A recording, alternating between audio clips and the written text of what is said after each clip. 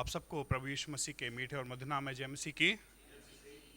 और मैं आशा करता हूं कि हम सब परमेश्वर में आनंदित हैं और सब मगन हैं, उसके भवन में पाए जाते हैं, इसलिए हम उसकी स्तुति करें।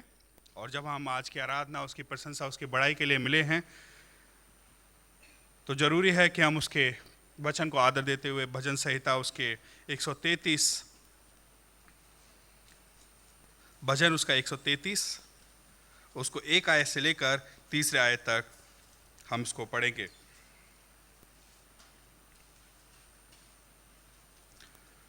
परमेश्वर के अजीवित वचन में इस प्रकार लिखा हुआ है, अगर सबने निकाल लिया है, भजन 133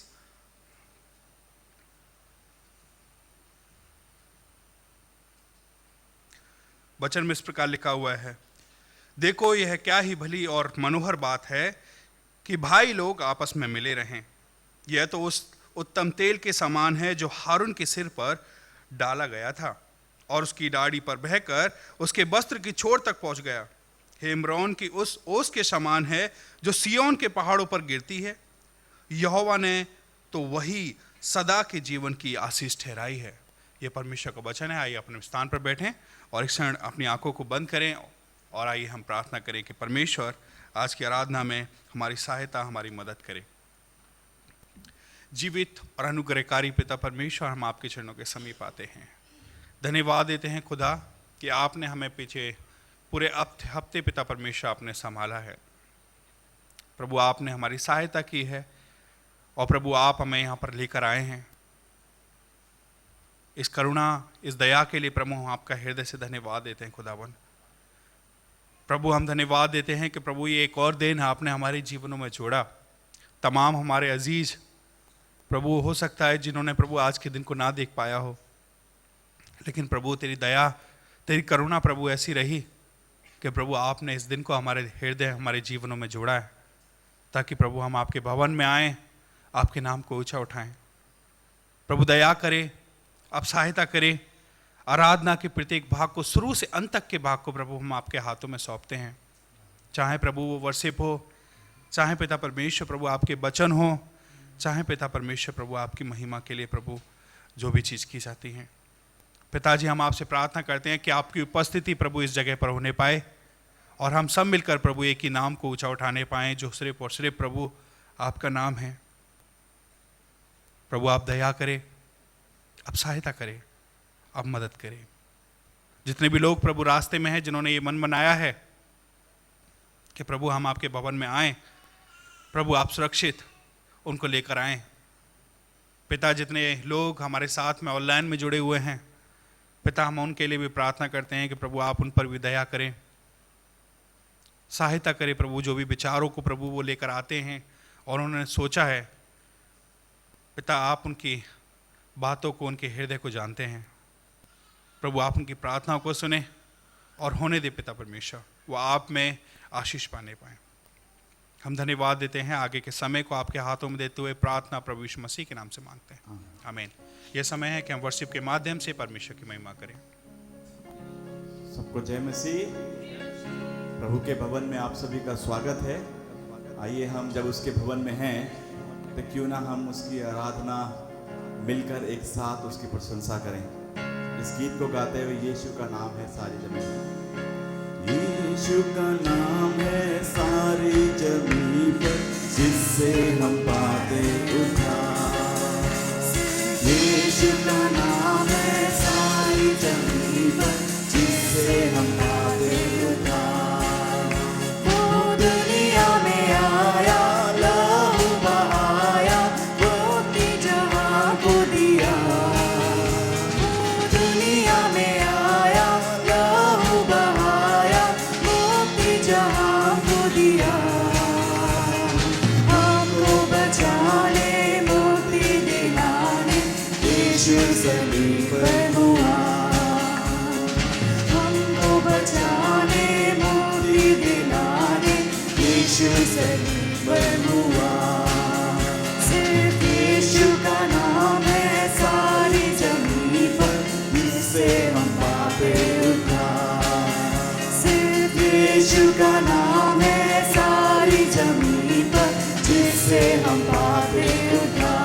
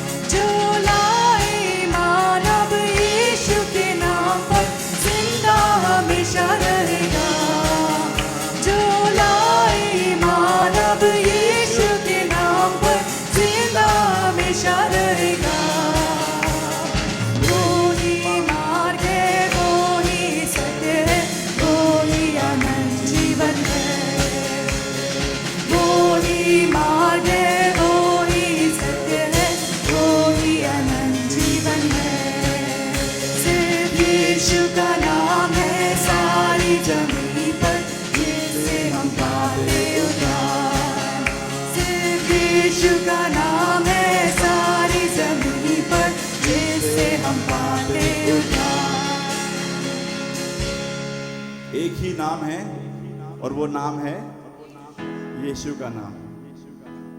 आइए इस गीत को गाएं, नीले आसमां के पार जाएंगे मेरा यीशु। नीले आसमां के पार जाएंगे मेरा यीशु रहता वहाँ। नीले आसमां के पार जाएंगे मेरा यीशु रहता वहाँ। हम मिलेंगे बादलों पर, हम मिलेंगे बादलों पर, देखेगा सारा जहां। नीले आसमां के पार जाएंगे मेरा यीशु रहता वहाँ। नीले आसमां के पार जाएंगे मेरा यीशु रहता वहाँ। उसका कोई भी वादा ना होगा अधूरा, हर एक वादा उसका होता है पूरा। उसका कोई भी वादा, उसका कोई भी वादा ना होगा अधूरा, हर एक वादा उसका होता है पूरा। उसका कोई भी वादा, उसके आने का वादा भी होगा पूरा, देखेगा सारा जहां। उसके आने का वादा भी होगा पूरा, देखेगा सारा जहां। हम मिलेंगे बादलों पर, हम मिलेंगे बादलों पर, देखेगा सारा जहां। नीले आसमां के पार जाएंगे मेरा यीशु रहता वहाँ। नीले आसमां के पार जाएंगे मेरा यीशु रहता वहाँ। ये विश्वास है मेरा जो होगा पूरा, सपना ये मेरा ना रहेगा अधूरा। ये विश्वास है मेरा, ये विश्वास है मेरा जो होगा पूरा, सपना ये मेरा ना रहेगा अधूरा। ये विश्वास है मेरा, उसके संग हम रहेंगे अपने यीशु के, देखेगा सारा जहां। उसके संग हम रहेंगे अपने यीशु के, देखेगा सारा जहां। हम मिलेंगे बादलों पर, हम मिलेंगे बादलों पर, देखेगा सारा जहां। नीले आसमां के पार जाएंगे मेरा यीशु रहता वहाँ। नीले आसमां के पार जाएंगे मेरा यीशु रहता वहाँ। ये विश्वास है मेरा जो होगा पूरा, सपना ये मेरा ना रहेगा अधूरा। ये विश्वास है मेरा, ये विश्वास है मेरा जो होगा पूरा, सपना ये मेरा ना रहेगा अधूरा। ये विश्वास है मेरा, उसके संग हम रहेंगे अपने यीशु के, देखेगा सारा जहां। ये मिलके कहें, इसके संग हम रहेंगे अपने यीशु के, देखेगा सारा जहां। हम मिलेंगे बादलों पर, हम मिलेंगे बादलों पर, देखेगा सारा जहां। नीले आसमां के पार जाएंगे मेरा यीशु रहता वहाँ। नीले आसमां के पार जाएंगे मेरा यीशु रहता वहाँ।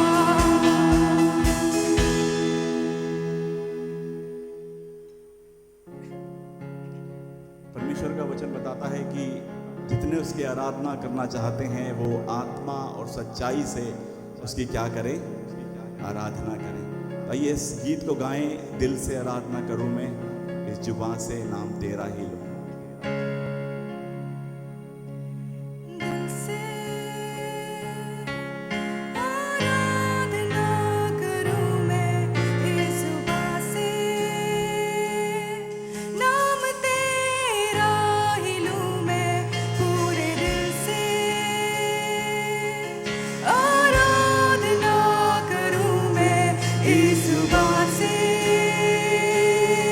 नाम तेरा ही लूं मैं, करता हूँ तेरा शुक्रिया मैं प्रभु, करता हूँ तेरा शुक्रिया मैं,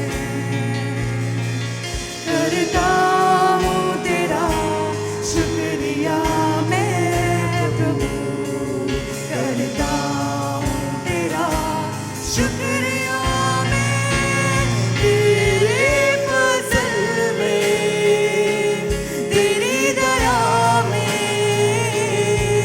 लिपटा मैं रहता हूँ, तेरे फजल में, तेरी दया में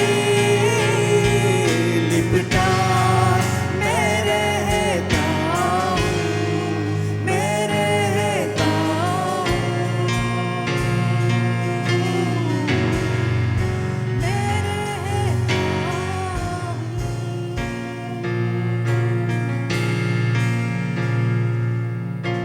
जब होता हूँ बेचैन कभी, तेरी रूह तब मुझको थामती है, मेरी मुश्किलों में, हर एक दर्द और गम में, खुदावन तू ही मेरा शाफी है।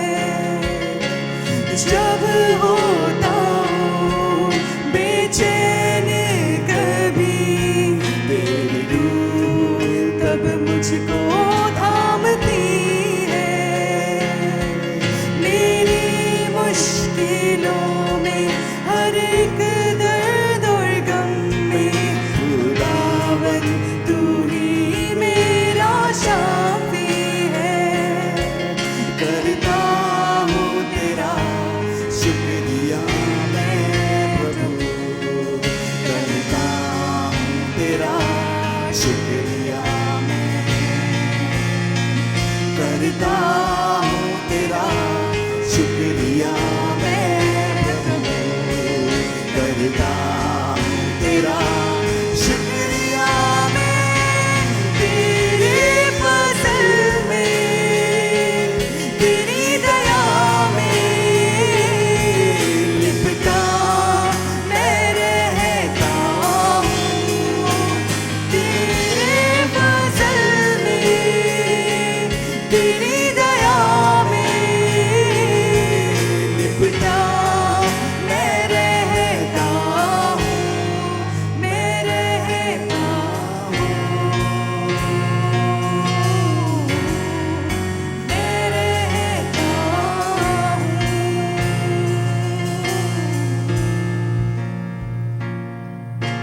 जब लेता हूँ मैं नाम तेरा, तेरी सामर्थ को तब मैं देखता हूँ,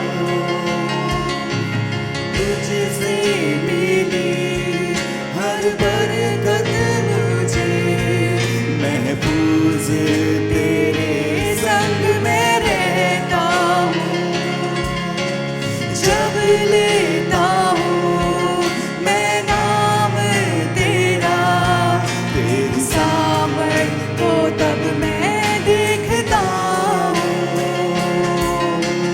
तुझसे मिली हर बरकत मुझे, महफूज तेरे संग में रहता हूँ, करता हूँ तेरा शुक्रिया मैं प्रभु, करता हूँ तेरा शुक्रिया मैं, करता हूँ तेरा शुक्रिया मैं प्रभु करता हूँ तेरा, शुक्रिया मैं तेरे फजल में, तेरी दया में लिपटा मैं रहता हूँ, तेरे फजल में, तेरी दया में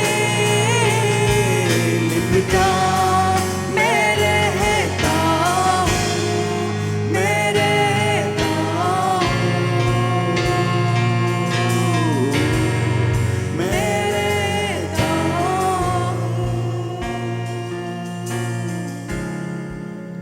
प्रभु जी, हम इस बात के लिए आपके आभारी और धन्यवादी हैं कि हम हमेशा तेरी दया और तेरे फजल में, तेरी करुणा में हमेशा हम लिपटे रहते हैं।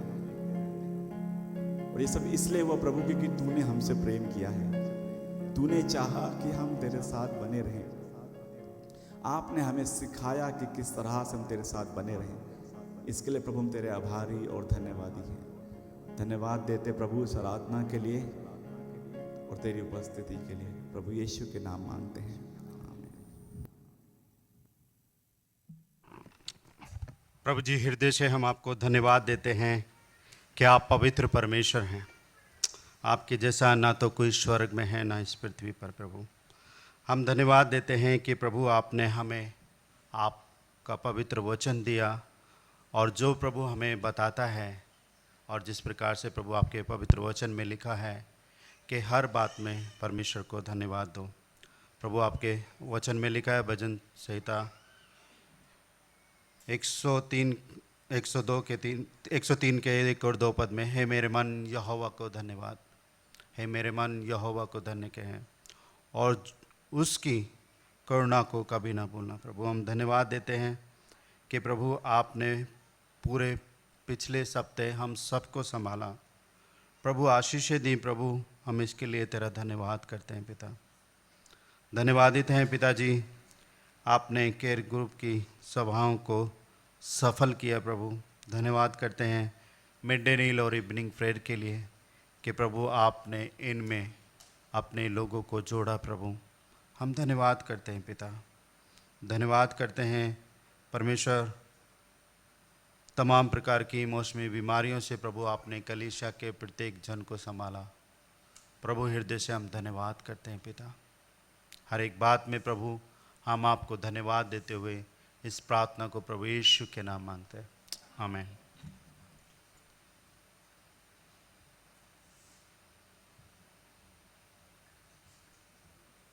आप सभी को जय मसीह की। ये जो समय है कि हम लोग पश्चाताप की प्रार्थना करें, और पश्चाताप की प्रार्थना स्क्रीन पर साझा होगी, और यदि कोई घुटनों पे आना चाहता है घुटनों पे आ सकते हैं, खड़े होना चाहता है खड़े हो सकते हैं, और हम व्यक्तिगत तौर से हम पश्चाताप की प्रार्थना करेंगे।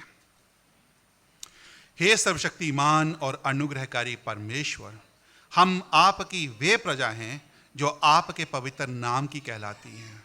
आज आपके वायदे के अनुसार हम पूरी कलीसिया के रूप में दीन होकर आपके सामने घुटने टेकते हैं। प्रभु, हम अंगीकार करते हैं कि हम कई बार अपने जीवन में, अपने कामकाज में और अपने बहानों में इतने व्यस्त हो गए कि आपके दर्शन के खोजी नहीं रहे। हमने आपकी आज्ञाओं को टाला और संसार के तौर तरीकों के साथ समझौता किया। हमारे इन व्यक्तिगत और सामूहिक पापों के लिए हम आज अपनी बुरी चालों से फिरते हैं और पश्चाताप करते हैं।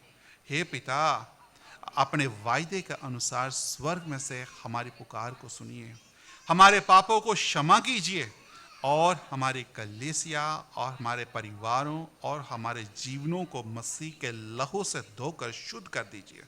हमें अपने उद्धार के आनंद में से फिर से भर दीजिए। उद्धारकर्ता प्रभु यीशु मसीह के सामर्थी नाम से मांगा, आमीन। आप सभी बैठ सकते हैं।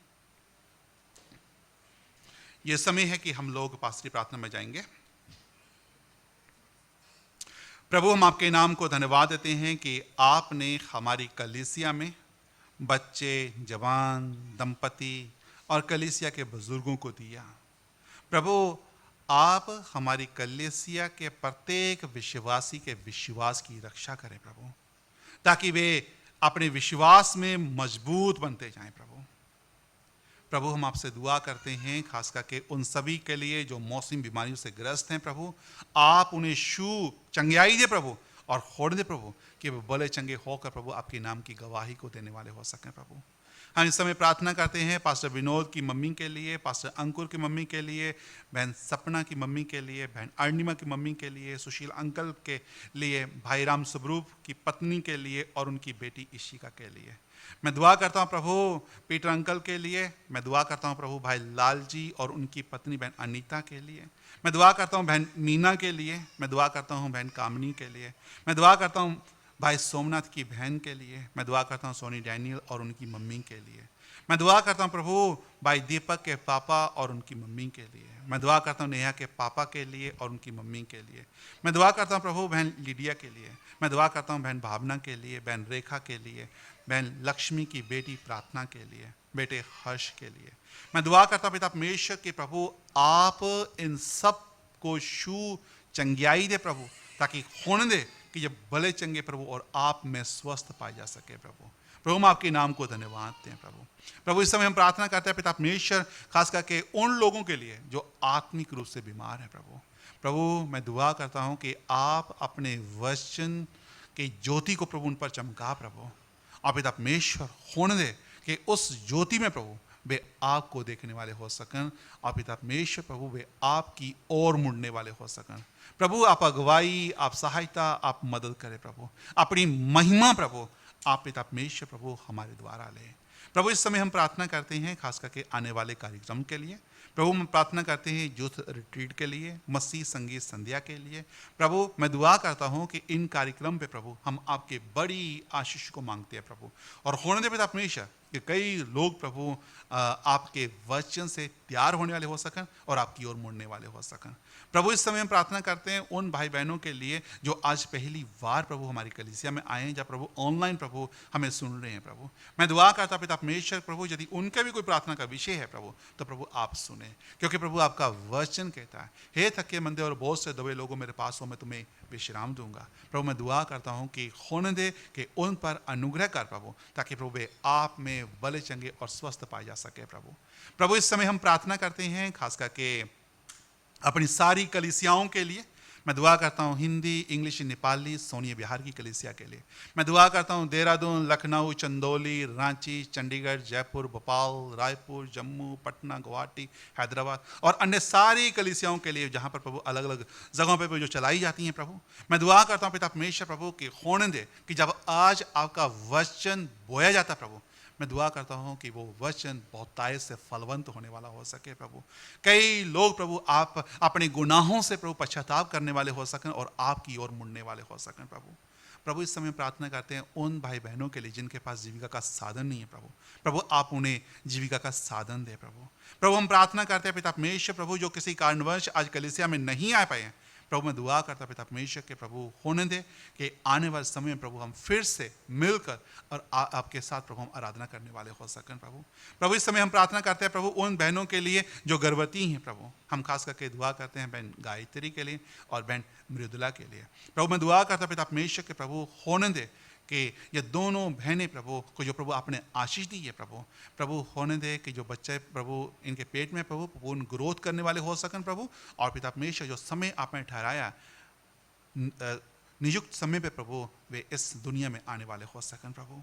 प्रभु हम प्रार्थना करते हैं अपने देश के लिए प्रभु, हम प्रार्थना करते हैं देश के नेताओं के लिए, देश की शांति और एकता के लिए, गरीबों, अनाथों और पीड़ितों के लिए, सुसमाचार और कलीसिया के विस्तार के लिए, जवानों और बच्चों के लिए, शिक्षा, स्वास्थ्य और न्याय के लिए, प्राकृतिक आपदाओं और शत्रुओं से सुरक्षा के लिए, आत्मिक जागृति के लिए प्रभु होने दे पिता परमेश्वर कि हमारा देश प्रभु हर तरफ से प्रभु उन्नति करने वाला हो सके प्रभु। प्रभु हम प्रार्थना करते हैं प्रभु खास तौर पे आज के वक्ता के लिए। प्रभु हम प्रार्थना करते हैं पिता परमेश्वर कि जब प्रभु आज आपके वचन को हमारे बीच में लेके आता है प्रभु, तब पिता परमेश्वर प्रभु आप उन्हें बहाव दें, अपने आत्मा के द्वारा प्रभु आप उन्हें भरपूरी के साथ इस्तेमाल करें प्रभु, और पिता परमेश्वर प्रभु आप हमें भी तैयार करें प्रभु होने दे कि ताकि पिता परमेश्वर प्रभु आज आपका वचन पिता परमेश्वर बहुतायत से फलवंत होने वाला हो सके प्रभु, ताकि पिता परमेश्वर प्रभु हम एक बार फिर से आपके वचन से चेताए जा सके प्रभु, और पिता परमेश्वर हम आपकी ओर मुड़ने वाले हो सकें, अपने गुनाहों से पश्चाताप करने वाले हो सकें, और प्रभु हम दिन प्रतिदिन प्रभु आप में, आपकी नजदीकी में आगे बढ़ने वाले हो सकें। हर बात में हम आपके नाम को धन्यवाद देते हुए दुआ प्रभु यीशु मसीह जी के नाम से मांगते हैं, आमीन। आप सबको प्रभु यीशु के मधुर नाम में जय मसीह की। सचमुच में परमेश्वर ने हमें यह सौभाग्य दिया कि हम परमेश्वर के घर में परमेश्वर के पवित्र वचन को देख सकते हैं। आज का जो खंड है वो रोमियो की पत्री और उसका 13वां अध्याय वचन 8 से लेकर 14 तक। रोमियो की पत्री और उसका 13वां अध्याय वचन 8 से लेकर 14 तक।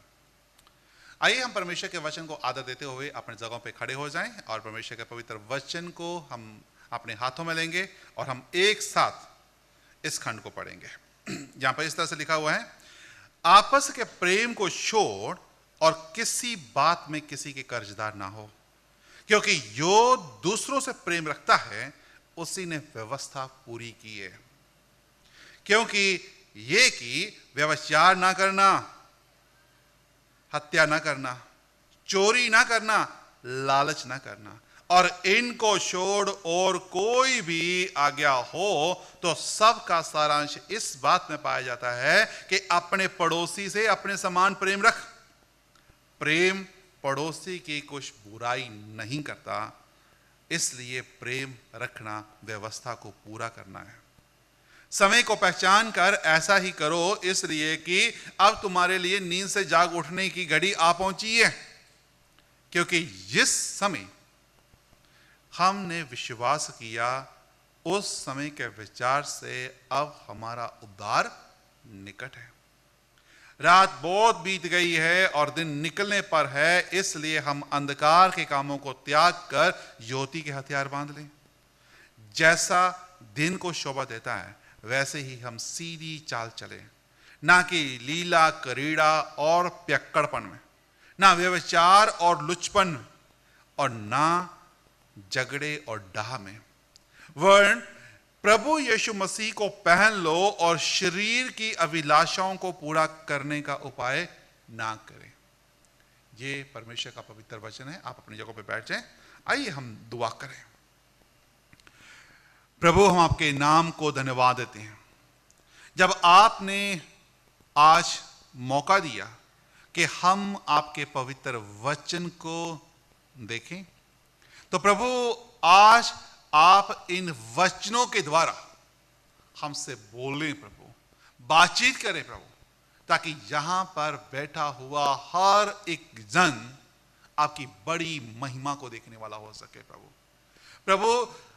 हमें पिता परमेश्वर सिखा कि हम किस तरह से प्रभु हम दिन प्रतिदिन आप में परिवर्तन होते जाएं प्रभु।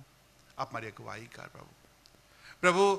मैं दुआ करता हूं पिता परमेश्वर की जब प्रभु मैं आपके वचन का व्याख्यान करता हूं तो प्रभु आप स्वयं इन वचनों के द्वारा हमसे बोलने, बातचीत करें, ताकि हमारे जीवन में परिवर्तन आ सके प्रभु। हर बात में हम आपके नाम को धन्यवाद देते हुए दुआ प्रभु यीशु मसीह जी के नाम से मांगते हैं, आमीन। इससे पहले कि हम आज के संदेश को शुरू करें, मैं आज आप लोगों के साथ एक प्रश्न रखना चाहता हूं। यदि आज कोई आपसे पूछे कि आपकी पहचान क्या है, यदि आज कोई आपसे पूछे कि आपकी पहचान क्या है, तो आपका प्रति उत्तर क्या होगा? आपका जवाब क्या होगा? आप क्या जवाब देंगे? क्या लोग आपके जीवन में प्रभु यीशु मसीह को देख पा रहे हैं? क्या लोग आपके जीवन में यीशु को देखते हैं, यीशु का स्वभाव देखते हैं? आपको याद होगा उत्पत्ति की पुस्तक उसका पहले अध्याय वचन 26-27 में क्या लिखा हुआ है? वहां पर इस बात पर लिखा हुआ है कि परमेश्वर ने मनुष्य को अपने स्वरूप और अपनी समानता में बनाया।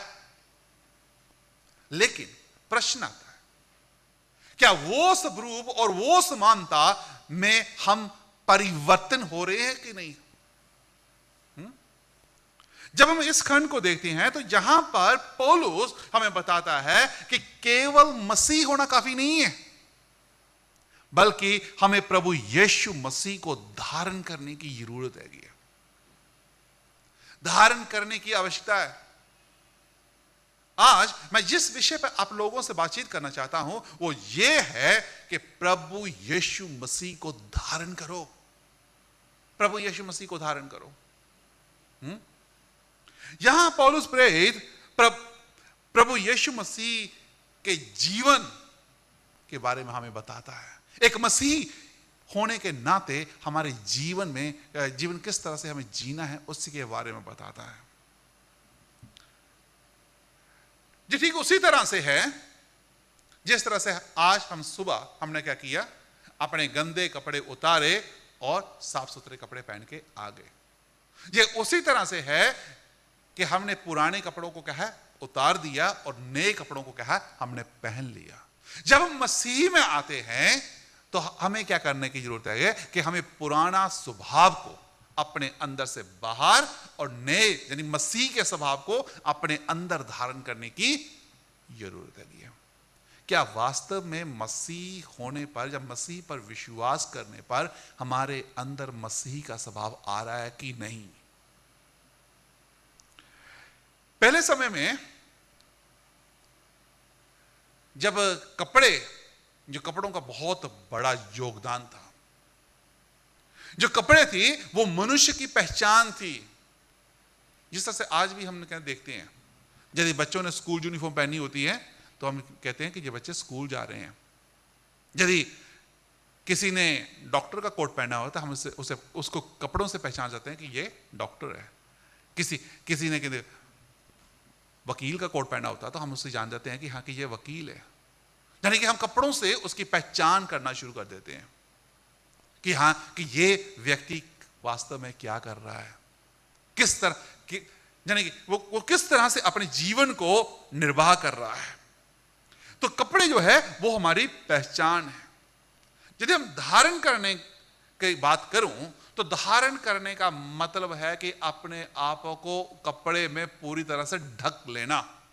जब यहां पर मसीह को धारण करने की बात आती है तो जिस बात को मैं आप लोगों के साथ साझा करना चाहता हूं वो ये है कि पूरी तरह से अपने आप को प्रभु यीशु मसीह में ढक लेना। क्या हमने ऐसा किया है? क्या हमने ऐसा किया है? पौलुस जहां पर केवल बाहरी दिखावे की बात नहीं कर रहा, लेकिन वे मसीह होने के नाते हमारे अंदर से परिवर्तन होना बहुत जरूरी है। क्या हमारे अंदर से हमारा परिवर्तन हुआ है कि नहीं? क्या हमारे अंदर आत्मिक बदलाव आया है कि नहीं? यदि अभी तक नहीं आया तो हमें कुछ करने की जरूरत है। जब लोग हमें देखते हैं तो उनका हमारे प्रति क्या रवैया होता है? क्या वे हमारे अंदर हमारा पुराने स्वभाव को देखते हैं या फिर मसीह के स्वभाव को देखते हैं? जरूरी है कि मसीह होने के नाते हमारे अंदर मसीह का स्वभाव, मसीह का चरित्र दिखाई दे। परमेश्वर चाहता है कि एक विश्वासी की पहचान केवल शब्दों से नहीं बल्कि उसके जीवन से लोग उसके स्वभाव को देखकर इस बात को जान सके कि ये वास्तव में मसीह है, ये वास्तव में मसीह है। आइए हम इस आज के खंड को विस्तार से समझने के लिए मैं 3 बिंदुओं के द्वारा समझाने की कोशिश करूंगा। जो पहला बिंदु है जो कि वचन में 8 से लेकर 10 तक दिखाई देता है, क्या है? प्रेम का वस्त्र पहन लो, प्रेम का वस्त्र पहन लो। जैसे वचन 8 में लिखा हुआ है, वचन 8 में देखिए क्या लिखा हुआ है, आपस के प्रेम को छोड़ और किसी बात में किसी के कर्जदार ना हो, क्योंकि जो दूसरों से प्रेम रखता है उसी ने व्यवस्था को क्या कर दिया? पूरा कर दिया। उसने व्यवस्था को पूरा कर दिया। आज प्रश्न आता है, क्या हम व्यवस्था को पूरा कर रहे हैं? देखिए थोड़ा हम इसके पहले भाग को देखते हैं। पहले भाग में पौलुस प्रेरित हमसे क्या कहता है कि आपस के प्रेम को छोड़ और किसी बात के किसी के कर्जदार ना हो। उदाहरण के लिए यदि मैं किसी से क्या बताया कि उधार लेता हूं तो मुझे उसका उधार चुकाना पड़ेगा, मुझे उसका उधार चुकाना पड़ेगा। लेकिन यहां पर लेन देन की बात नहीं कर रहा, लेकिन यहां पर जो बात कर रहा है वो प्रेम की बात कर रहा है। यानी कि हम मसीहियों को इतना होना चाहिए कि हम दूसरों को के साथ अजया प्रेम करें जैसे मसीह ने हमसे प्रेम किया।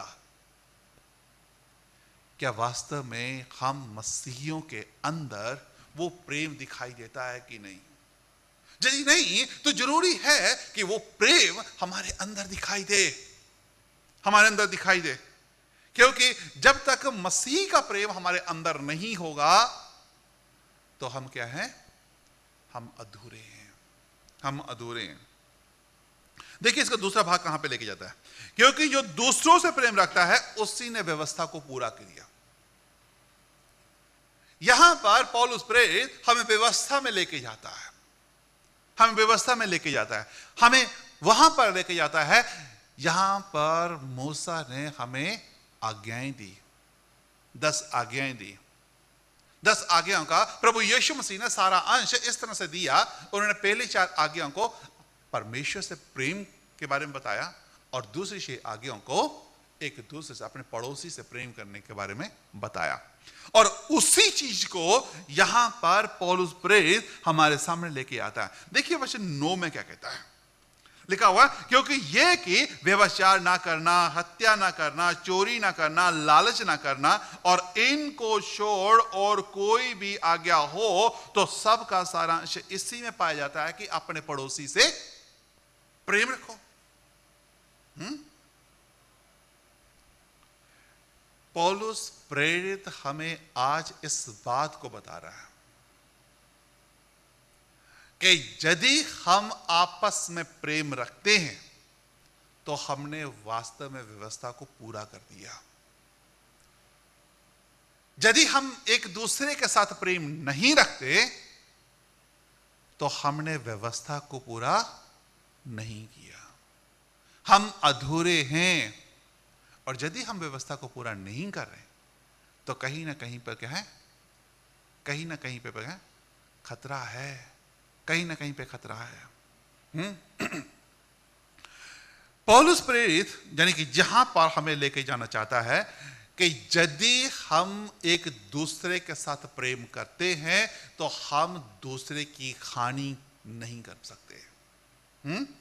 देखिए जहां पर 4 चीजें लिखा हुआ है। यदि आप अपने पड़ोसी से प्यार करते हैं तो आप व्यभिचार नहीं करेंगे, आप किसी की हत्या नहीं करेंगे, आप किसी के सामान को चुराएंगे नहीं, किसी की चीज का लालच नहीं करेंगे। यदि आप अपने पड़ोसी से प्रेम करते हैं, क्योंकि आप पड़ोसी से इतना ज्यादा प्रेम करते हैं कि उसकी किसी भी चीज की भी आप हानि नहीं कर सकते हैं। क्या वास्तव में हम ऐसा कर रहे हैं? यदि हां तो हम वास्तव में मसीह के साथ जीवन जी रहे हैं। मसीह प्रेम केवल तभी दिखाई नहीं देता जब हम अच्छे मूड में होते हैं, लेकिन मसीह प्रेम तब भी दिखाई देता है जब आप मुश्किल घड़ियों से होकर गुजर रहे होते हैं। याद है प्रभु यीशु मसीह को, जब प्रभु यीशु मसीह को कलवरी क्रूस पर लटकाया जाता है तो वहां पर भी प्रभु यीशु मसीह अपने सताने वालों के लिए पिता से विनती कर रहे होते हैं, हे पिता इन्हें क्षमा कर क्योंकि ये नहीं जानते कि ये क्या कर रहे हैं। क्या वास्तव में वही प्रेम हमारे अंदर दिखाई दे रहा है? वही प्रेम हमारे अंदर दिखाई दे रहा है। इसलिए जरूरी है कि मसीह होने के नाते हम अपने प्रेम रखने वालों से ही प्रेम नहीं करें, लेकिन हम दुश्मनों के साथ भी प्रेम करें। आइए हम इसकी शुरुआत आज से ही करें। अपने घर से करें, अपने समाज में करें, अपने आस पड़ोस में करें, अपने रिश्तेदारों में करें, अपने मोहल्ले में करें, अपने शहर में करें, होने दे कि प्रभु हम एक दूसरे के साथ प्रेम करने वाले बन जाएं। देखिए वचन 10 क्या कहता है, प्रेम पड़ोसी के कुछ भी बुराई नहीं करता, इसलिए प्रेम रखना व्यवस्था को पूरा करना है। क्या हम अपने पड़ोसी से प्रेम कर पा रहे हैं? क्या हम अपने पड़ोसी से प्रेम कर पा रहे हैं? यदि हम अपने पड़ोसी से प्रेम कर रहे हैं तो वास्तव में हमने प्रभु यीशु मसीह को धारण कर लिया है। वास्तव में हमने प्रभु यीशु मसीह को धारण कर लिया है। क्या आप इस बात को जानते हैं कि आपने प्रभु यीशु मसीह को धारण किया हुआ है? यदि आपने प्रभु यीशु मसीह को धारण किया हुआ है तो आप अपने पड़ोसी से क्या करोगे? प्रेम करोगे। दूसरी बात जो कि वचन 11 से लेकर 13 में दिखाई देती है वो है प्रकाश का जीवन जिए, ज्योति का जीवन जिए, रोशनी में जिए।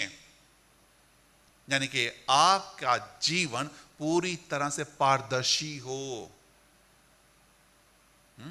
आपके जीवन में कुछ भी छिपी हुई चीजें नहीं हो, आपका जीवन दूसरों के सामने खुला हो, ताकि लोग इस बात को देखकर जान जाएं कि वास्तव में मसीही लोग अपने अंदर कुछ भी नहीं छुपाते, अपने अंदर कुछ भी नहीं छुपाते। देखिए मेरे साथ वचन 11 में क्या लिखा हुआ है। क्या लिखा हुआ है?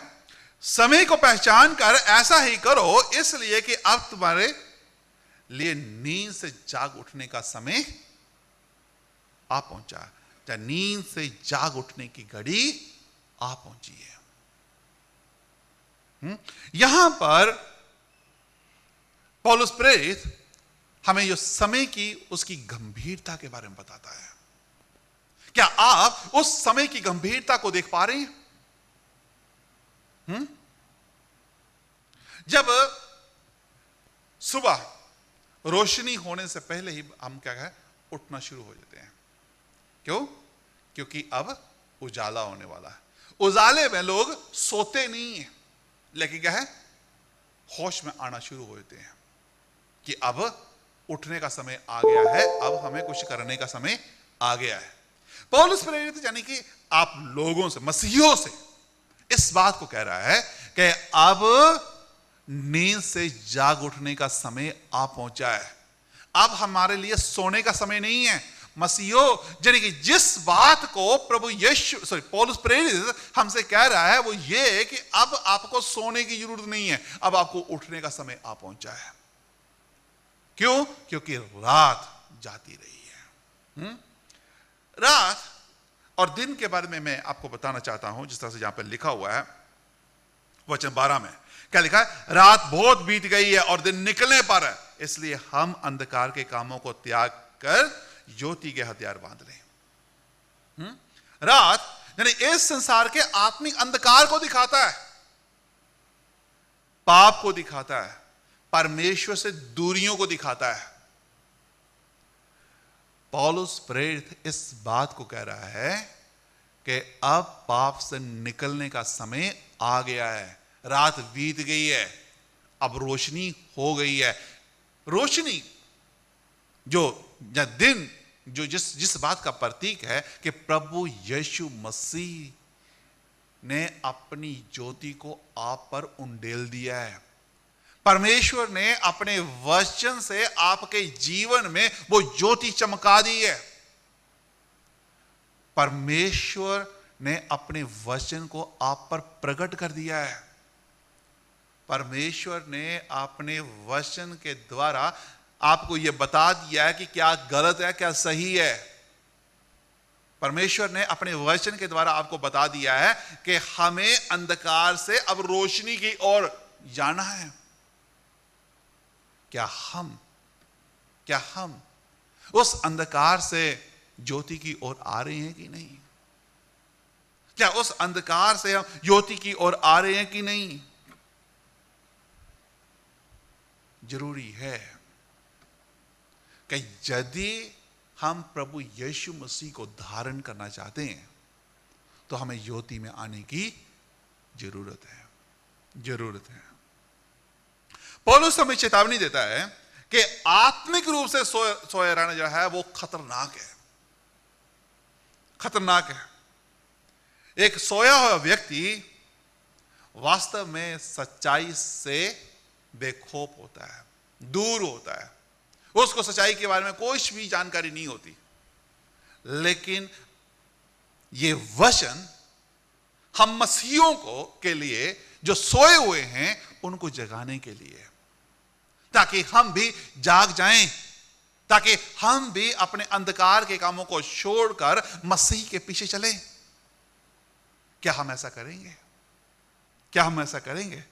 क्या हम अपने आलस को छोड़कर मसीह के पीछे चलना शुरू करेंगे? जरूरी है कि हम मसीह के पीछे चलें। जरूरी है कि हम अपने जीवन में उसकी इच्छाओं को पूरा करें।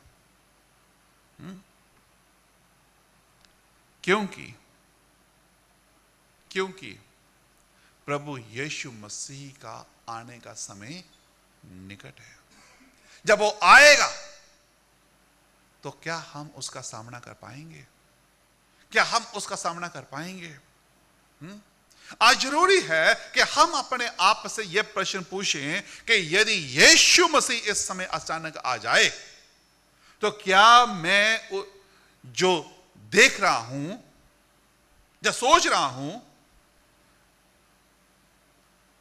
उस यानी प्रभु यीशु मसीह को देखकर मुझे शर्मिंदा तो नहीं होना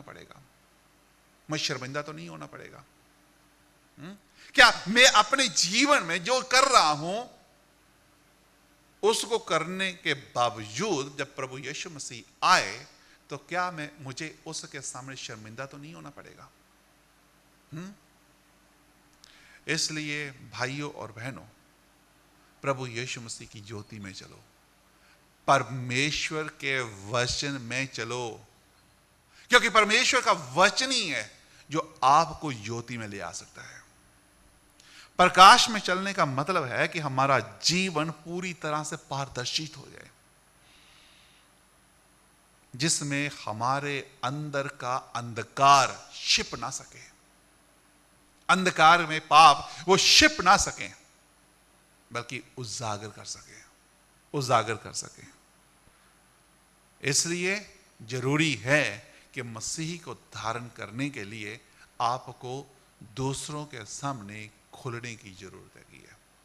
आपका जीवन को अपने आप को खोलने की जरूरत है, ताकि आपके अंदर कुछ भी अंधकार ना पाया जा सके, कुछ भी पाप ना पाया जा सके, आपका जीवन पूरी तरह से पवित्र हो जाए।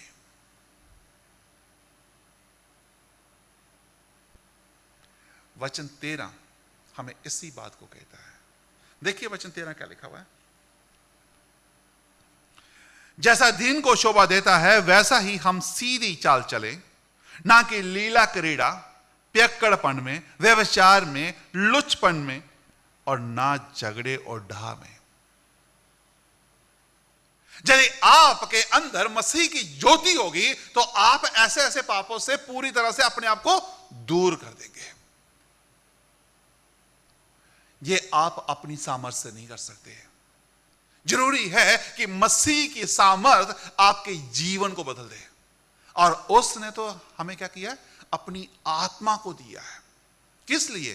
ताकि आप ऐसे पापों से दूरियां बना के रख सके, दूर हो सके। क्या आप ऐसे पापों से दूरियां बनाए हुए हैं? जरूरी है कि आप अपने आप को इन पापों से दूर बना के रखें।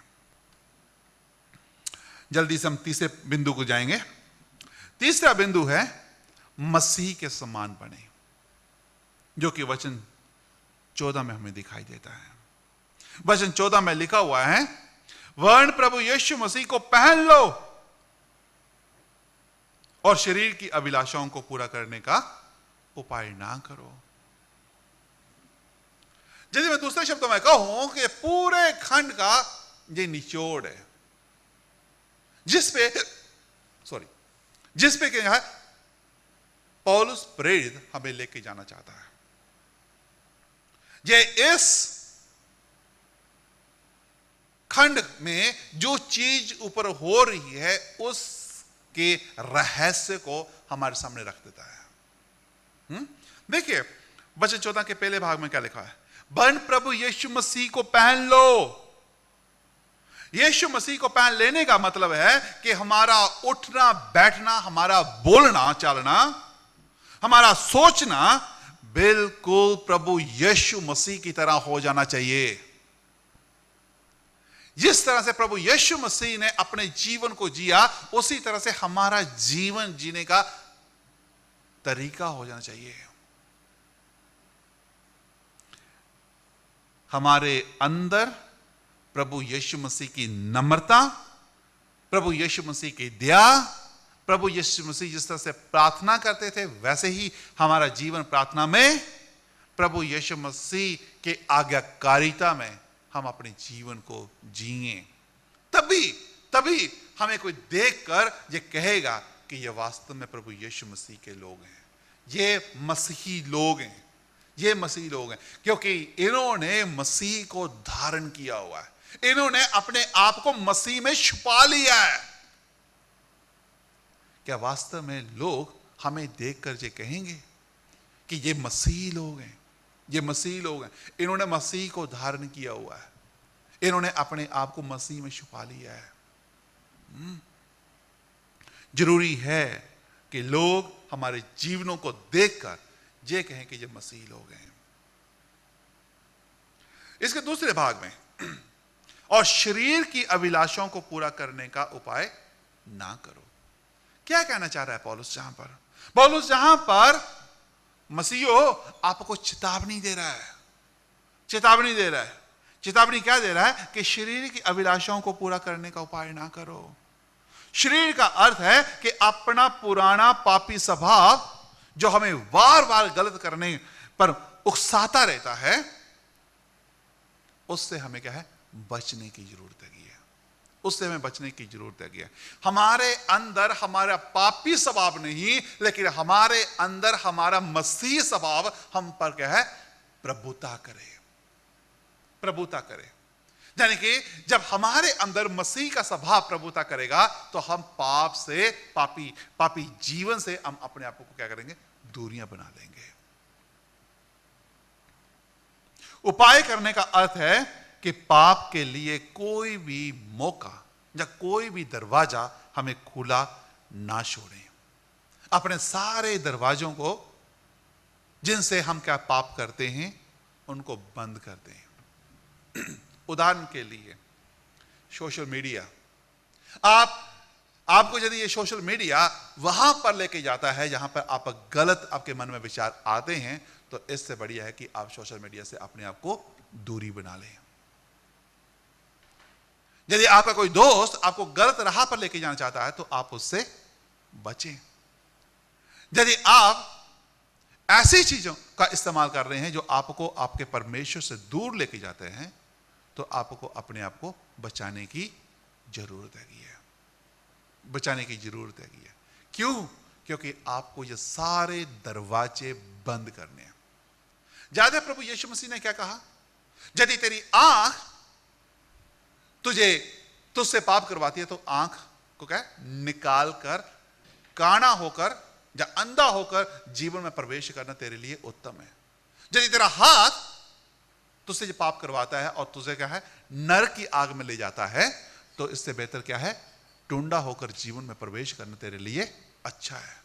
प्रभु यीशु मसीह ने यह कहा, और उसी चीज को आज यहां पर पौलुस प्रेरित कह रहा है कि हमें उन सारी चीजों के लिए ना कहना है जो हमें परमेश्वर से दूर ले जाती है। इसलिए जरूरी है कि हम परमेश्वर की नजदीकी में आए, ना कि परमेश्वर से दूरियां बना के रखें। पाप के रास्तों को पूरी तरह से बंद करना है।